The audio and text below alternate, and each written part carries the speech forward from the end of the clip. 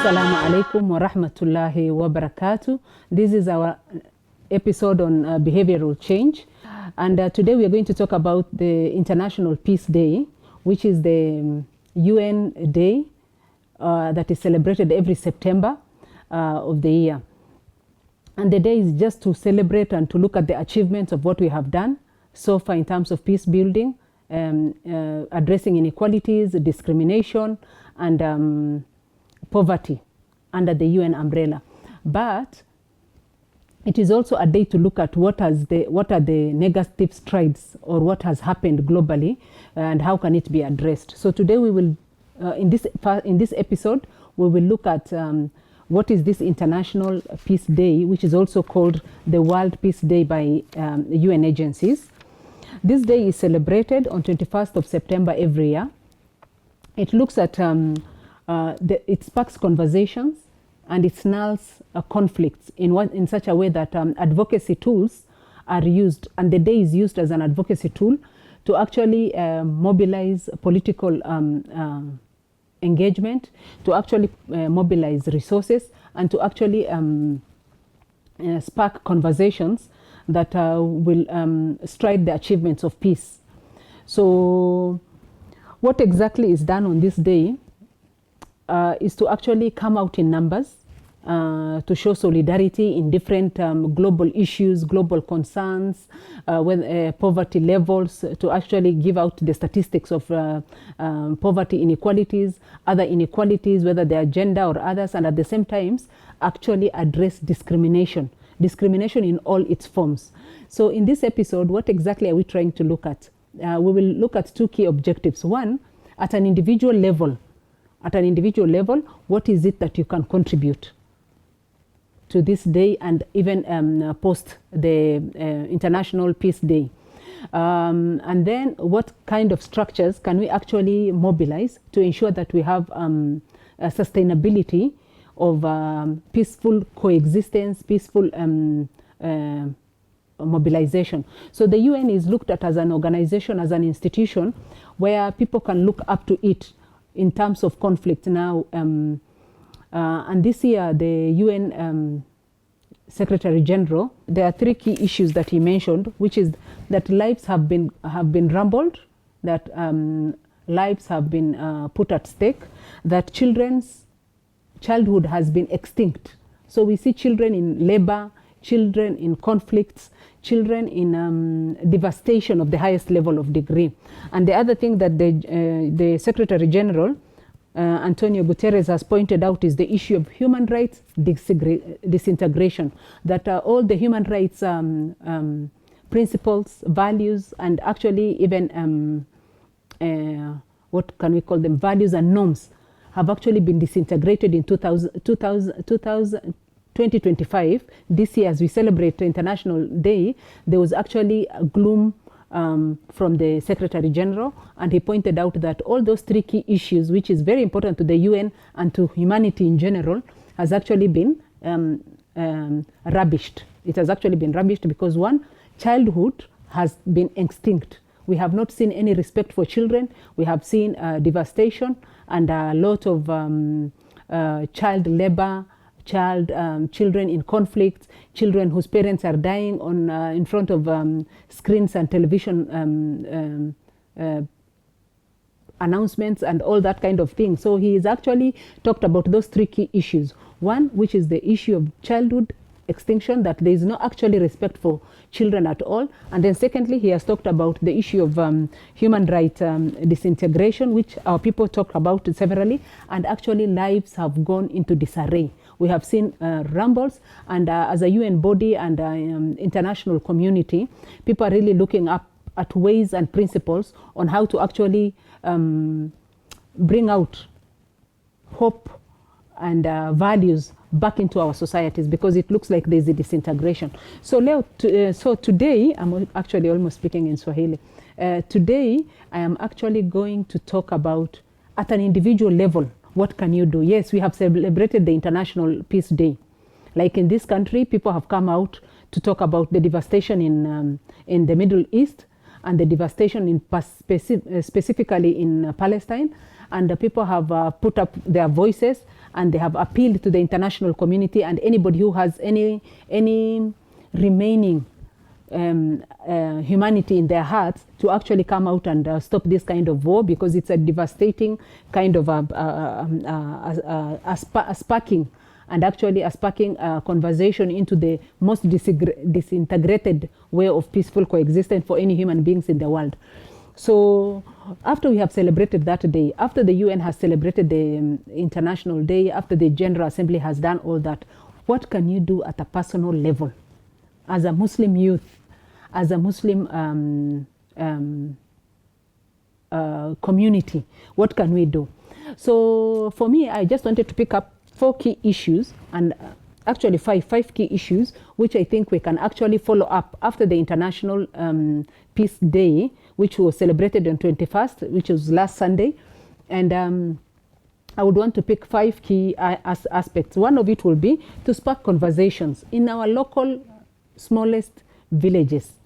Now we are at the national level, then we have the county level, according to the structure of our country, and then we have the sub-county levels, and then we have the village levels. In your village masjid, in the place where you pray 5 times every day, what can you do? You can spark conversation that bring out the peace and humanity of the different types of people that are around you, and also in your masjid assemblies. What can you do in those specific masjids? What kind of conversations can you spark to actually spur global action? Global action, because even this year's theme was Act Now, and we have the mobile phone which has been created by the UN. It's called Act Now mobile application. What kind of contributions can you do in that mobile application that can actually spark conversations that are peaceful, that in nature, that are also important for our voices to be heard? The second thing is, how can we snarl the conflicts that are ongoing? We know there is a lot of conflict. There is Palestine, there is Haiti, there is parts of Yemen. We have all those kind of conflicts, and we have also Ukraine and Russia, who are also really showing a number of devastating life. What do I call it? The human rights violation at its highest level. So what can we do? Can we snarl up those kind of conflicts by actually looking at engaging with citizens from those countries and actually having conversations from one masjid to another, maybe having external visits where you have a visit from this masjid to the next masjid, and what can be done about that. And then the other key thing that I've also looked at is the volunteer voices. What are the voices that we can actually pass? Because you cannot say it is at its worst levels, let's just leave it like that. What is the small voice that you can do in your different social media without actually going to the next level, which is disinformation and misinformation? Because we see a lot of things on the media, you don't know what is true and what is not true. So in your respective village masjids, or in your respective masjid, whether you are at the national level or the county level, what can you do to spark conversations that are actually true, that are not disinformation, that is not misinformation, and that actually does not have discriminatory languages? Conversations that are, when somebody looks at it, they'll be like, okay, I think there's an information, there's a message that is actually being passed here. Last but not least, information verification. If you are asked, for example, if somebody comes and asks me, why do you want to spark this kind of conversations? I will be like, yes, there is this statistics.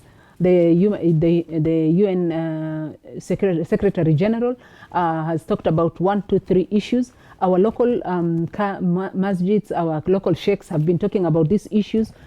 So you must have verifiable information, verifiable in terms of numbers, in terms of percentages, in terms of information that is that can be verified.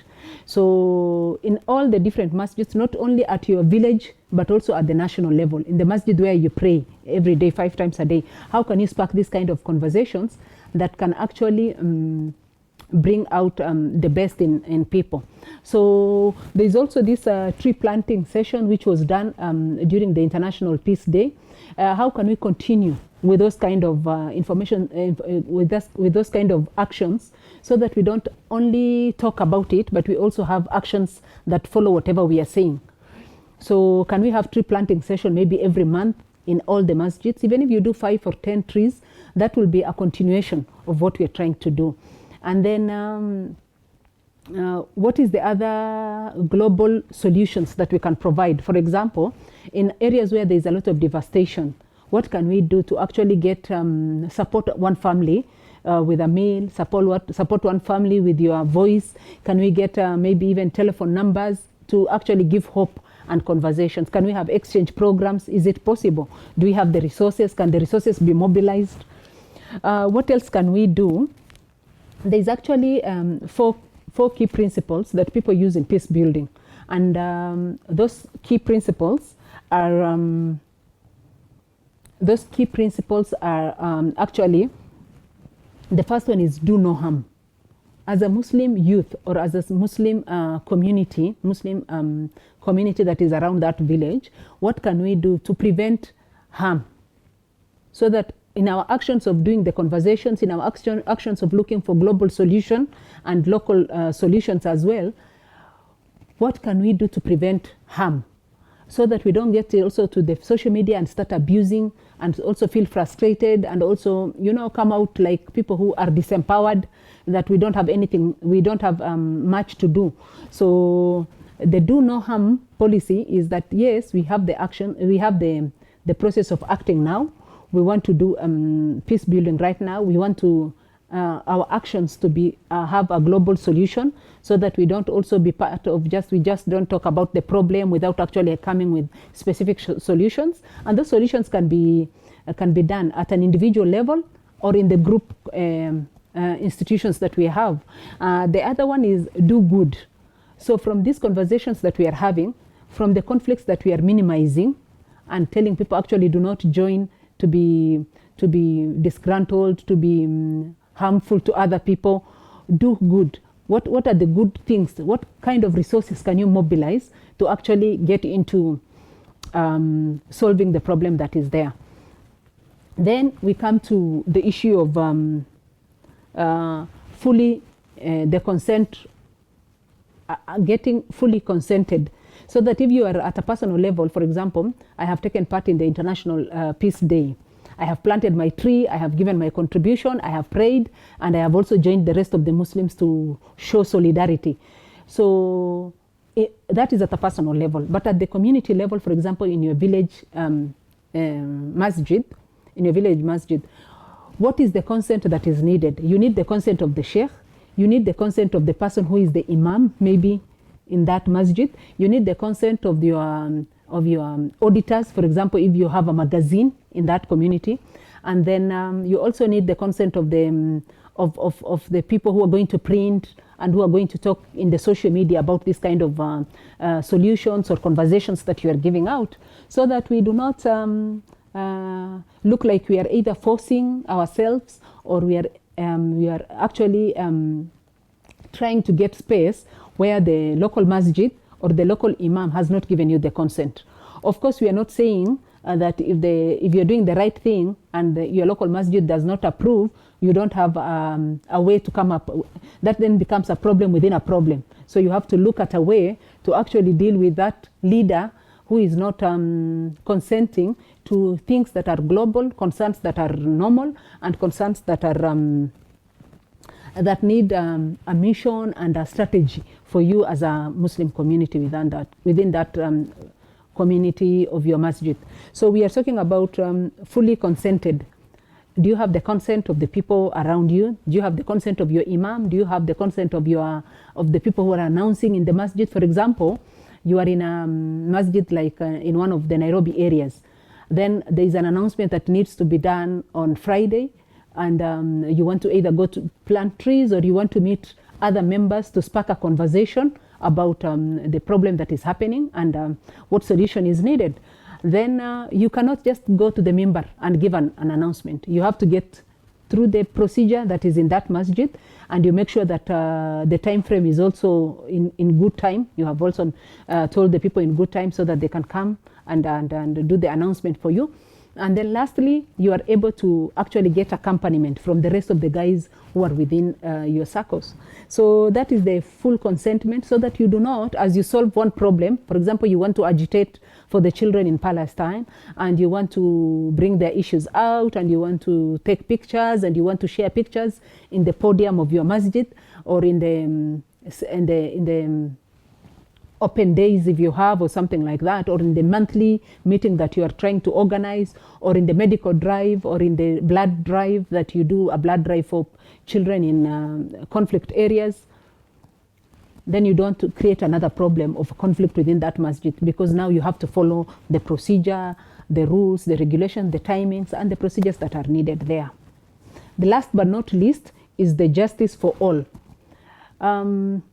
They say justice denied is justice delayed is justice denied. So the more we look at this problem, the more we feel hopeless, the more we become, the more we don't get other people apart from us in our local masjid or our community, the Muslim community. We don't get other people to support us. So we have to extend and show them that injustice here today is an injustice to you tomorrow. The same thing that is happening here today can happen to you tomorrow. It has happened to others before, and we have to be in this process together, so that it doesn't look like an Islamic community or a village masjid issue, so that we go beyond this and provide solutions for that. That said and done, I think I have looked at 3 key issues. Just to do a recap, we have looked at what is the International Peace Day, which is also called the World Peace Day. Why is it celebrated every September? Because that is the day that the UN has set aside as 21st of September of every year to bring the issues that, to bring in front the issues that are either facing combat peacemakers, or it is facing children in a certain country, or it is facing a country at large, or it's facing a certain group of people. So this is a day that is set to actually look at the achievements that we have done in terms of peace building, conflict management, conflict reduction, and peacekeeping missions, and also look at the negative. What are the new things that have come up? What are the wars that are happening around us every year, so that we can look at the negativity of all those? The UN Assembly has met. A lot of resolutions have been passed. One of it being a 2-state solution for the Middle East countries, especially Palestine and Israel. May Allah, we ask Allah and we ask our ulama to continue doing the qunuts, to continue doing the prayers for those people. But it is because in my community among the Somalis, they say you can get something, you can get more in peace and less in war. For example, if I can't get something when I'm at peace, when I'm at tranquility, when I'm humbled, then even if I go into war, I will not be able to get that thing. So we hope and pray that our sheikhs, our shuyukhs, and our imams and all the other people in their different capacities, we don't have a lot to teach our people. They already have taught us, and they tell us every Friday in our sermons. But we just want to remind them that they continue praying for the people, specifically for the people in Palestine, for the children that we see, that the devastation that we see. And we ask Allah that we also keep hope, that we don't lose hope in the process of all these devastations that we are seeing across the world. And we ask Allah that this program, specifically the behavioral change program, will reach other people who will also join in doing their prayers, because we don't know who exactly Allah accepts their prayers. We don't know. So we continue asking all the people to join us, all the Muslims to join in their prayers in different times, so that Allah can respond to our prayer. Jazakallah khairan wa antum bi khair.